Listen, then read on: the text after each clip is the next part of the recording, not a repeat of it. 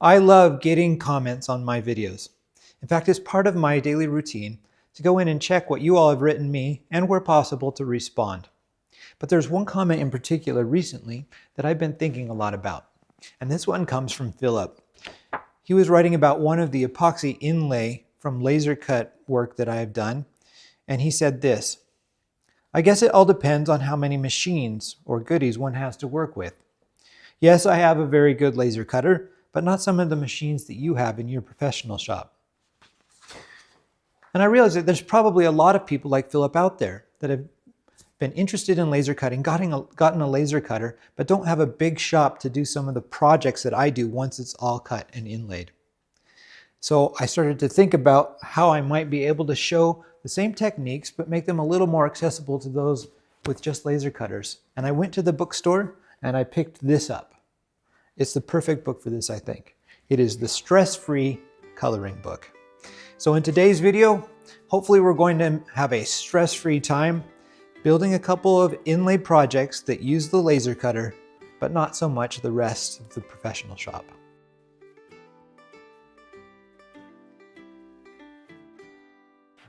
So the goal of this video is to create something interesting with the epoxy inlay that doesn't require any fancy tools. I have to make one exception on that though. In the end, we're going to have to sand down the epoxy. So we're going to need a sander of some sort. So you can, if you've got it, use something big and powerful like this drum sander.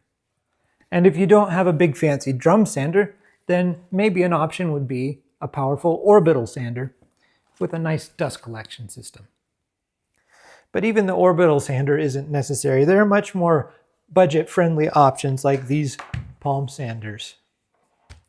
And if none of those options are available to you, I think it's even possible to get by with a block sander like this one. Very budget-friendly, but this is for the young. I'm going to be making a couple of options for you today, and the first one is a light catcher that can go in a window. Looking through our stress-free color book, I found this nice peacock. And unfortunately for the peacock, I did have to cut him out of the book. I'm also going to be making a little wooden screen, and for that I need a square picture. I found this one of the sun and moon that I thought would look really good, done up in panels. So I cut that one out as well. And the reason I cut them out is so that I could get them nice and flat on this scanner flatbed, and that would give me a digitized version to work with in this program called Inkscape. I'm going to start with the peacock. And it turns out that the lines that were scanned in were a little too thin for use on the laser. To fix this, I first have to convert it into a vector image, which I do using a trace bitmap function. To thicken up those lines, I can use the outset function. I've set that outset to be 0.01 of an inch, and I do one step, which gives me about 0.03 worth of thickness on those lines. Now that's still pretty thin and thinner than I usually do, but I'm going to give it a try. However, on the sun, I'm going to take that outset and do it twice so that I get about 0.05 of an inch on those lines. The sun and moon for this screen is also going to require 3 different panels to be cut out and then later assembled. So I have to break down that image. My process for breaking the image down is to draw some rectangles and line them up where I'd like them to break onto the image that comes from the coloring book. I can break those apart using the object methods that are provided in Inkscape, and then I can add a border around it, giving me the image that I'm going to send to my laser cutter. I also want to get a little bit of a sense of the way that I'm going to color this, and fortunately I can play around with that a lot easier on the computer, so I just take a free paint program and fill in the little cells to give me a sense of what colors I'd like to use, both for the peacock and for the sun and moon. The laser, of course, does the intricate work. I'm using a 1/4 inch piece of solid maple to do this, and you'll have to go buy that from one of the suppliers. Don't use plywood because the sanding will make that difficult in the end. For this project, we want the epoxy to show on both sides. Now, of course, that isn't possible when it's still in its liquid form, so we need to put a backing on our piece to begin with. I'm using cardstock as the backing and attaching it to the wooden piece using a clear epoxy mix. After giving that clear epoxy 24 hours to set up, I can begin putting in some of the colored epoxy. My preferred method for doing this is just to take a little stick and get one drip at a time going into these very small areas. I've also learned that you can't do any adjacent colors without letting the first color set up first. So there's a fair bit of waiting that has to be done as you give that first color the 24 hours it needs to set up. Since I don't have any woodworking to do in this particular project, that wait time gives me the opportunity to do a little bit of experimenting. So for a first side project, I decided to take each of the colors of my dyes and put them into a little cutout stand that I'm going to use to store those colors later. For my second experiment with my extra time, I'm using these cutout squares to measure just how much the epoxy sets up over time when I pour two colors together. I'm starting here at 0 minutes, and every 15 minutes I'm going to fill in a new square and see what the results are. That experiment is being done in red and blue in this case because I happen to be able to do both the red and the blue in the peacock here without getting any of the colors next to each other. As I work at this, when 15 minutes comes up and then 30 and so on, I just fill in those squares. My dye storage stand needs each one of the colors from the dyes, so I mixed them into these little tiny cups and poured each one into one of the circles. When this is all done, the dye bottle will sit on top of the circle of its color so that I can look down and see how my final result will look in its project. Okay, so the first day is done of the epoxy setup, and I thought I'd show you the results of my little experiments and what I'm working on with the peacock.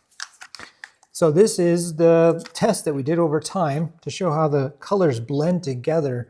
Now it blends quite a bit at the 0 mark, and that makes a lot of sense.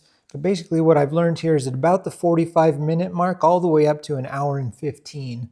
You've got that much time before it sets up to the point where you could pour two things in and they won't mix too much.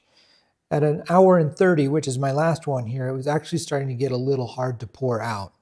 But I found that you could mix it even at that time, if that's what you wanted to do. This is my color sample board from my dye set, and this is going to be a really handy guide for me in the future.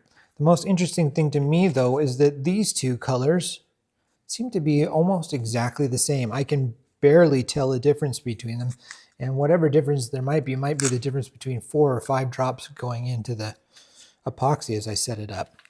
Now, this top one is called Emerald Green, and this bottom one is called Peacock Blue, and yet there's no blue in it at all. So I actually kind of suspect that this bottle may have been mislabeled at the factory, which is a particularly interesting thing to learn on a color called Peacock Blue when you're actually making a peacock. But it is what it is. The very last thing is yesterday I also set up the resin for this little sun and moon thing that I'm doing. And you can see that it warped a little. Its board is now cupped.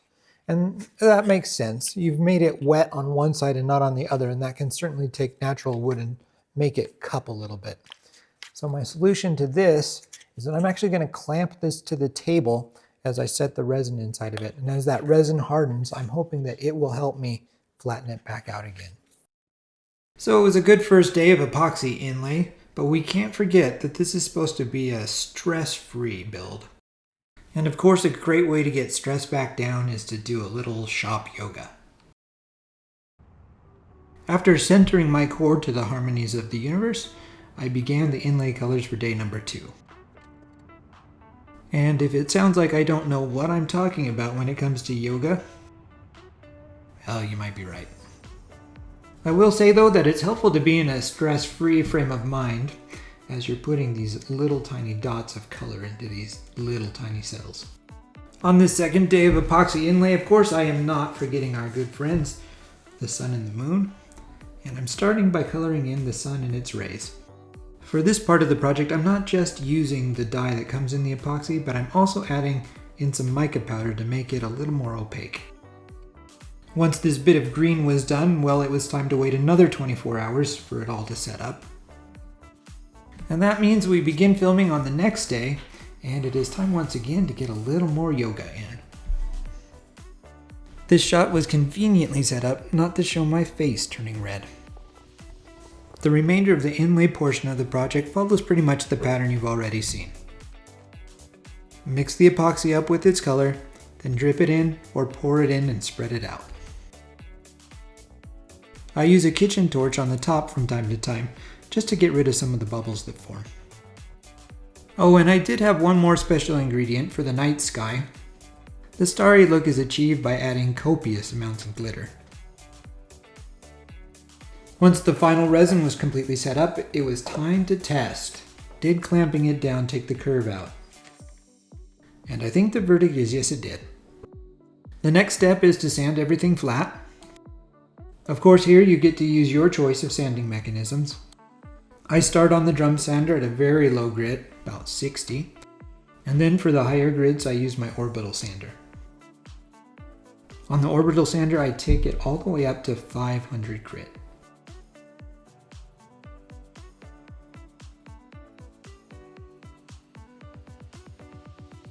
There are a lot of choices for finishing the product, but here I'm using a hard waxed oil. I encourage doing both sides at once.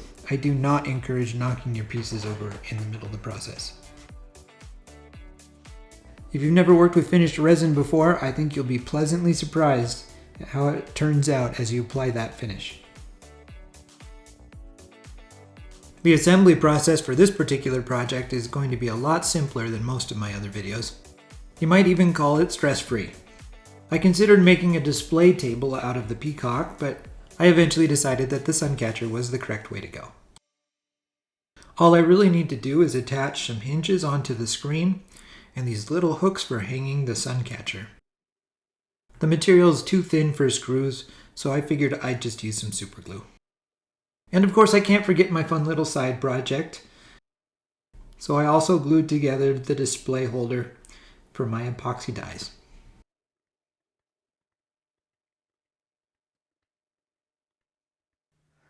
So here we have the results of our stress-free project.